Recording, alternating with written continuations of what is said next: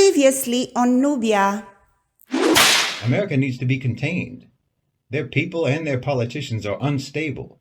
Their system is corrupt and cruel. You remember that movie, What's Love Got to Do with It?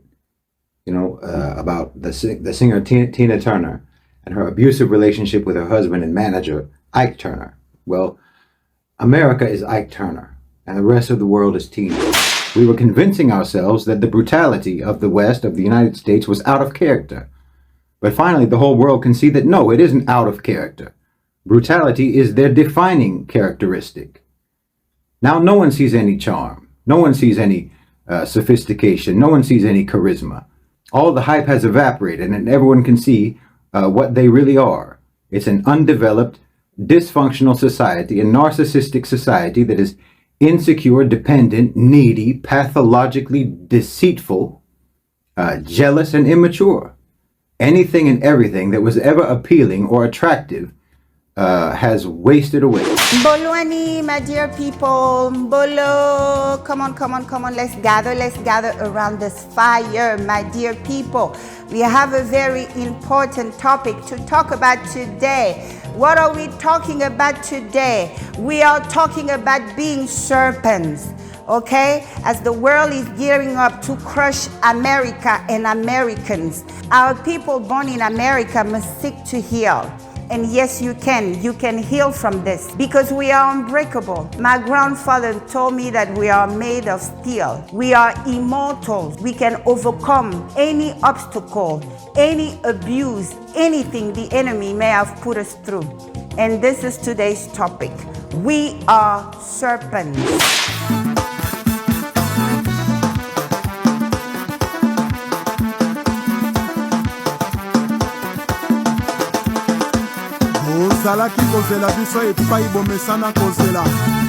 To my beautiful and amazing royals of Africa, Mbolo, Bolwani, my dear people, this is your queen, Ngningone II of the name, 17th generation crown queen of the Fangs and of the Diaspora Africans, also known as the Immortal. Welcome back, my dear people, for another video with your queen. Thank you for tuning in for another message. For those of you watching me for the first time, hello, my name is Ngningone II. I'm the host here at NUBIA, the path to return. If you like my vibe, stick around. I promise you will learn something.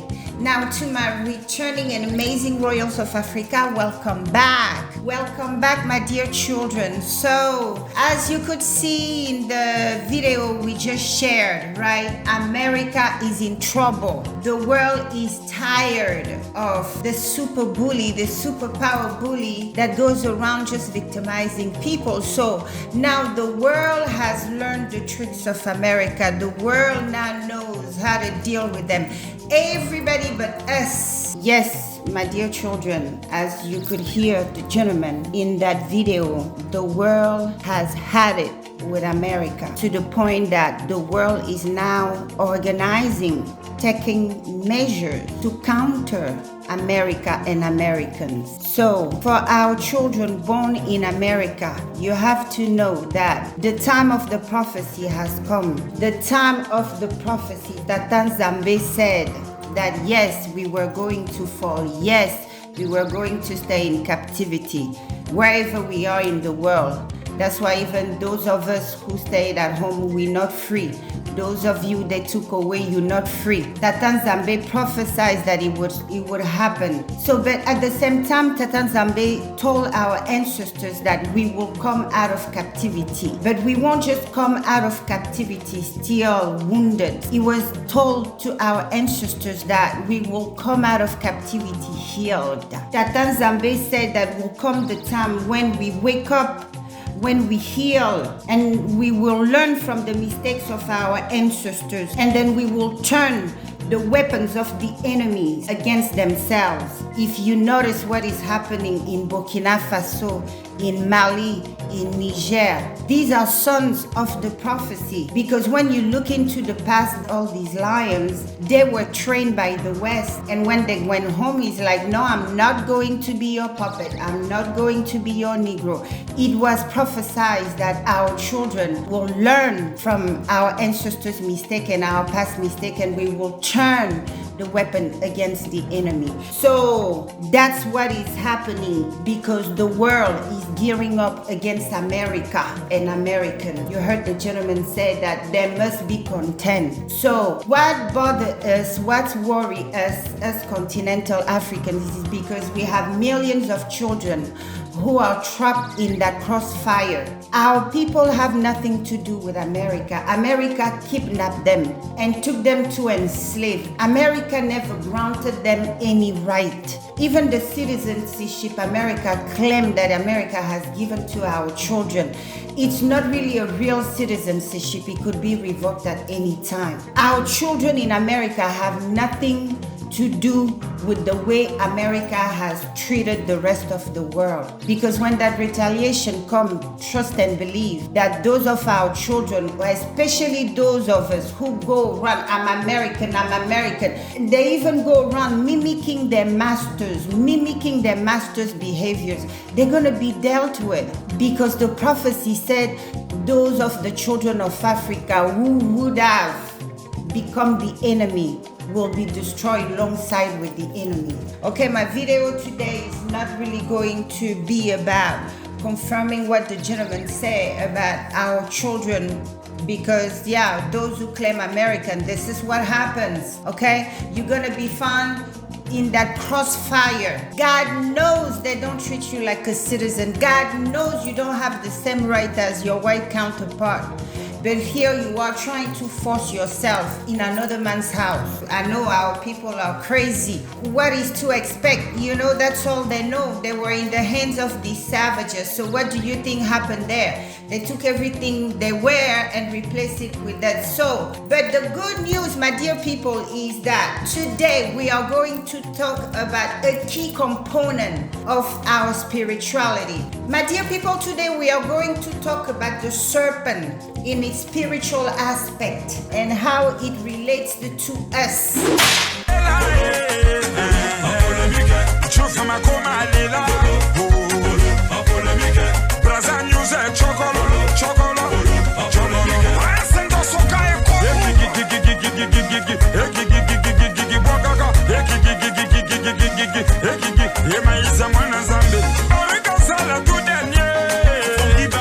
So my children, I was kicked off my bed this morning to record this message for you guys because Zambe said the time has come for the truth to be revealed to you, okay? So don't be caught between that crossfire. What you are going to do as a child of Africa, you are going to make a conscientious effort that you want to heal, you want to reclaim your identity, you want to reclaim who you are.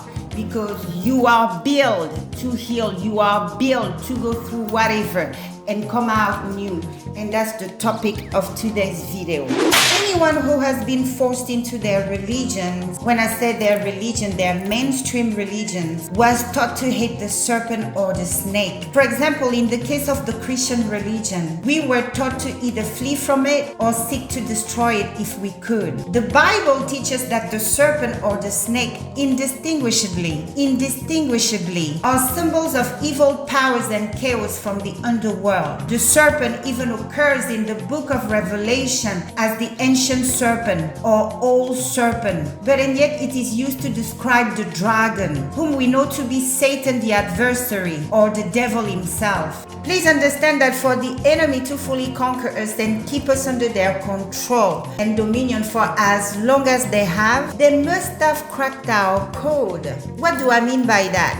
They must have broken or distorted our foundation. And yes, they did. Because contrary to what their religion teaches about the serpent, our elders teach us that in Bantu spirituality and in most African spiritualities, the serpent is symbolic of knowledge in its entirety and of wisdom. What does it mean? It means that the serpent is all-knowing and wise. While the Bible tells us that, the serpent is deceitful, the serpent is cunning, the serpent is untrustworthy. Our elders tells us that far from it, the serpent is wise because he could sense danger from a mile away, because he could read your intention.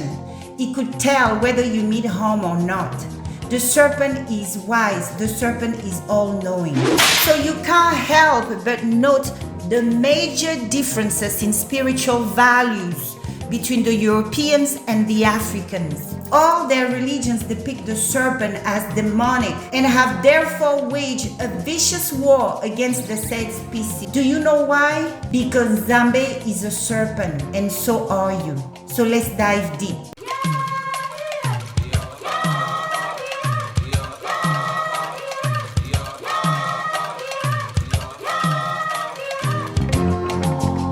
Yes, my dear royals, our elders teach us that the spirit of Nzambe is a serpent, also known as the great serpent or the divine serpent. We the Congos call it Mbumba spirit. The Mbumba spirit is what the Sanskrit of India call Kundalini. The Mbumba is the divine serpent of Nzambe in us, which, when summoned, enters our body via the rectum and then travels through the first 5 floors of our spinal cord or chakras while dispensing Nzambe's divine energy throughout our bodies. Energies such as Nzambe's creative life force, Nzambe rebirth power, Nzambe healing power, Nzambe transformation, and even immortality powers are distributed through the chakras at that time until it reaches the 6th floor or the 6th chakra, also known as the broad chakra, where it shoots into our pineal gland to open up our third eye, which is sometimes called the eye of Eru or the enlightenment eye, before ending at the crown chakra. So the Sanskrit call this process the Kundalini awakening. You don't cry. I don't even know what is even making you to cry. You are listening and see maybe you will not cry after this minute. You are so focused now. You don't see you will think you don't talk. I'm not talking. I'm talking. Don't talk. When I'm talking, don't pay. I don't want to hear because your cry has been disturbing me from bathroom. All to come to this place, I saw that nothing is doing you. You just decide to be crying. I've warned you. You sit on your own, you drink on your own, you eat on your own, you suck on your own. Everybody does their thing on their own. I do my thing on my own. Don't disturb me with your own. No. Do you hear me? Don't disturb your mama. Don't disturb me, your father. Otherwise, go and always watch your cartoon. Don't do what you are looking. If I leave now, you still go and cry. No, you have to hear word, hear word, hear word. What that you hear word? Do you hear me? Hear word. Nzambe revealed himself to our ancestors as a serpent in the spirit. In addition, from the beginning of time, each time the spirit of Nzambe had manifested itself in nature, people had noticed the spiral, coil, curl, or wavy shape of his serpentine nature. Let's take the example of the scene of creation. From the book of Genesis chapter 1 verse 1 and 2, the part where it says that the Spirit of God was hovering over the waters. In a previous video, it was established that the scene of creation described in Genesis chapter 1 verse 1 and 2 is really talking about a divine encounter. So Father God and Mother God having a divine encounter. So that scene described a divine intercourse taking place between Father God and Mother God. And as you know, during intercourse, what do we do with the Bantus? You know how we get down. When the Bantu man is hovering over the Bantu woman, what does he do? He makes circular movement, preferably clockwise. Our elders tells us you will see the formation of a serpent right before you, just like you could see in this illustration. So each time the spirit of Nzambe had made manifest in nature, just like it is the case in tornadoes, in cyclones. So you see that spiral shape, that coil shape, that curl shape, that wavy shape of his serpentine nature. Okay? So when you observe the manifestation of the spirit of Nzambe in nature, such as in cyclones, hurricanes, water spout, tornado, it's as if you're watching a serpent falling from the sky. So Nzambe is the divine serpent, the Mbumba. So if Nzambe is the divine serpent in the heaven, then you are the original serpent on earth. Let's dive deeper.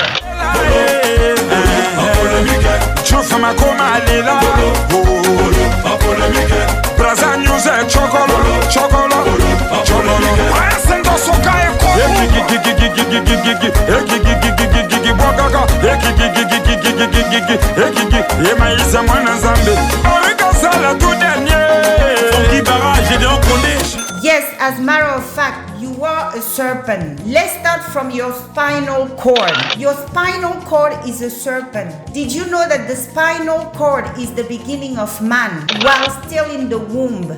Man begins to take form from the spinal cord. Our elders teach us that the spinal cord spiritual function is to serve as the ladder upon which the spirit of Nzambe lands in our body, and from where it begins to climb upward throughout our spinal cord. The spinal cord is the phallic dimension of all human beings. What do I mean by phallic dimension? The phallic dimension of a man is that which gives him the ability to rise or erect his entire body up on his feet. Unlike the animals who stand on four legs, man's spinal cord is erected upward as a numeric number 1. In the same manner, when a serpent is erected, it forms a 1, and we know that 1 is the numeric value of God. So therefore, man who was created in the likeness of God is both God and serpent. My dear royals, yes indeed, we are serpents. You found the serpentine shape of Nzambe's serpent in us in many aspects about us. You found it in our DNA. Recently they came up with images of what a DNA look like. And what does it look like to you? Like a serpent. Look at our hair. Spiral, curly, wavy, Nzambe, the curl, the wave, the serpent dropping from the sky of the beginning. We found it in our hair, we found it in our DNA, we also found it in the male seed, which is called spermatozoid. Now, when you look at the spermatozoid, what do you see? You see a miniature serpent. You see a miniature mbumba. And ladies, when it comes to us, our bodies, people wonder why the African woman body is so curvy. It comes from our serpentine nature. We are like that. We curvy, we curly, we wavy, we coiled, we all that. Okay? So that's even the reason why we dance the way we dance.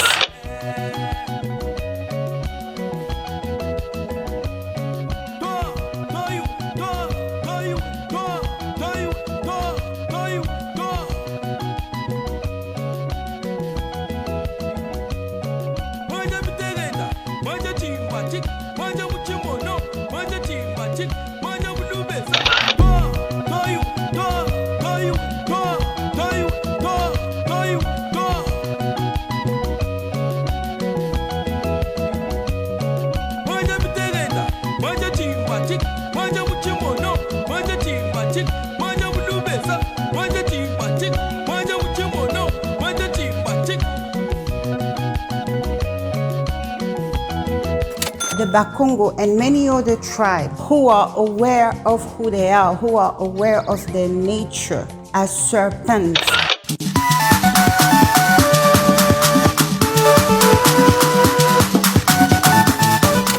Note that most of our dances involve the thrusting of the waist.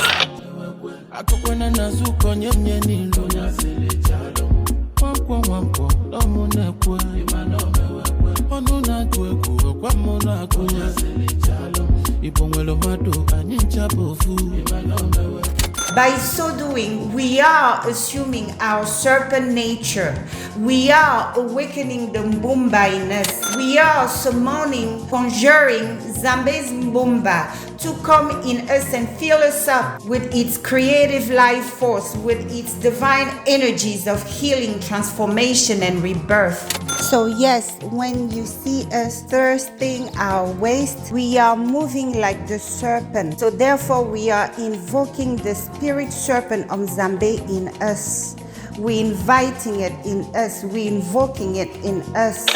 And there's a particularity you will observe about Africans. The images they keep showing us about Africa as being that place where people starve and everything. But when you observe the Africans, no matter the poor condition they live in, you always see a smile on their face. They found a way to still smile in the midst of chaos. They have that ability. And you know how do we keep it? How we able to keep it is through our worship, praises, and dances, especially dances. Now, some people, they just choose to dance to stay in that feeling of bliss.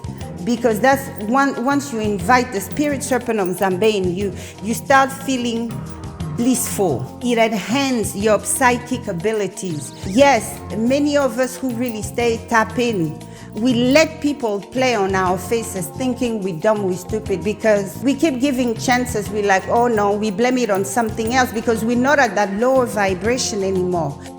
You're going to observe these people that claim they're so poor, they're so miserable. No, they are usually the most compassionate and empathic people. They have increased creativity. They will make a way out of no way. I'm describing the African to the core. You will see that they have a stronger spiritual connection to the divine. And you will see them, no matter what they go through, they still feel aligned. It means that they're still people who are safe. You can be around, they won't pop off and just try to take you out for no reason, or feel that they should take your life because they want your wristwatch or something. No, they still feel aligned and in the flow of things. It's because we are aware of the serpent, the Mbumba spirit in us. We're aware of it.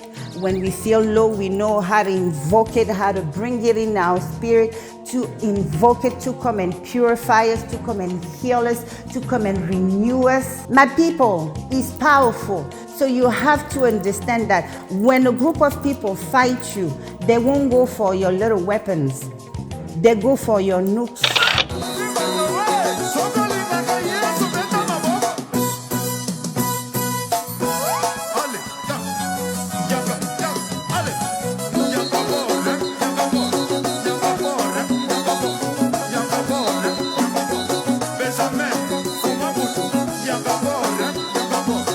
Men have an external serpent, whereas women have an internal one. Man's serpent is an external serpent. When rattled, it rises up or enters the state of erection. Then it engages in battle, then bites by spitting venom or sperm. The woman's internal serpent, or the vaginal cavity, is located inside the mouth of the serpent of life. Who's the serpent of life? The tree of life, aka the man. Men have a pharaonic serpent, whereas women have a mosaic one, because during the sexual intercourse, the woman's internal serpent swallows the man's external serpent, just like Moses' serpent swallowed Pharaoh's serpent. That's why for the Bantus, salvation is feminine. Okay, just a little side note there. Nzambe is the divine serpent, the Mbumba or the Kundalini. The serpentine shape of the divine serpent is the shape from which man begins. The Mbumba spirit is the creative life force of Nzambe, given to us by Nzambe. That's why in many African spiritualities, the serpent is symbolic of fertility, life, rebirth, healing, transformation, and immortality, since the serpent can shed its skin through sloughing. The serpent is the most sparkling of the animals, the one with the highest knowledge. Well, we are taught that life itself is rooted in knowledge, because salvation of one's souls is achieved through knowledge. The serpent is therefore fundamental to our lives and salvation. And speaking of salvation, do you know the true meaning of the Christic elevation, being lifted like the brass serpent talked about in John 3:14? Well, my dear royals, let me lead you into a big Bible secret you are yet to be illuminated on. Well, in our spirituality, knowledge and wisdom are symbolic of the serpent, which in our human vessel is symbolic of the male phallus. So when the Bible speaks of being lifted like the brass serpent, it's referring to the male phallus being lifted, risen, or erected. Furthermore, when you hear about the tree of life in the Bible, what are they really referring to?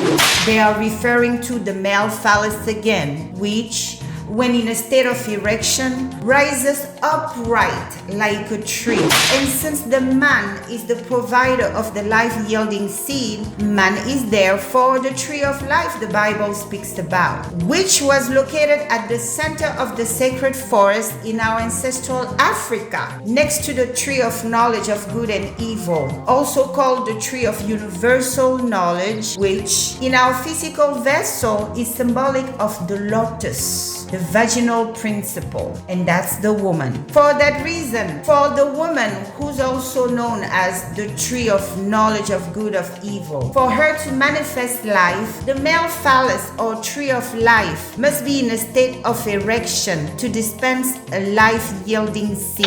The life-yielding seed the male phallus produces during that intimate encounter is called spermatozoid. Once the woman or the tree of knowledge of good and evil receives that seed, she now can manifest life because the tree of life has now taken root inside of her. So life can only occur or be created when the serpent is risen, lifted, or erected. Remember that the covenant Tata Nzambe has with his chosen people is a sexual covenant. Tata Nzambe said, enjoy life on earth and multiply.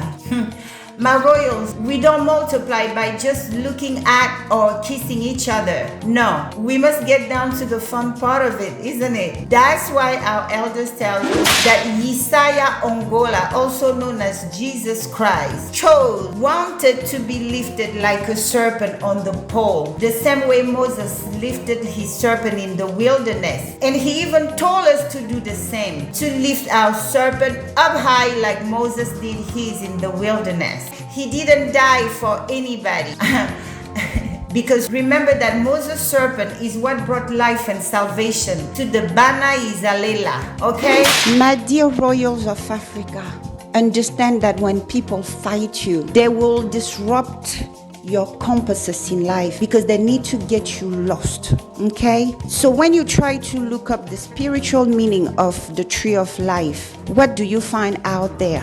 You find a bunch of rubbish about the tree of life. They just can't tell you straight up what it is. So in their dementia, in them trying to get us lost, they came up with a lot of spiritual meaning for what the tree of life is. The only truth I found out there is a reference in the book of Genesis as a tree which took root in the Garden of Eden, which we know is our ancestral Africa. They put its correct location in the Garden of Eden.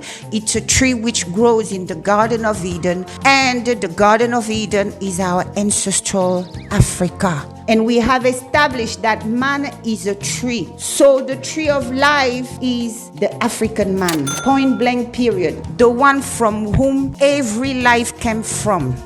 You are the tree. And I'm sure you would love to know more about it. So let's dive even deeper on the topic. Now, let me bring one of our priests, master initiate in Bantu spirituality, to help us dive even deeper on the topic before we conclude.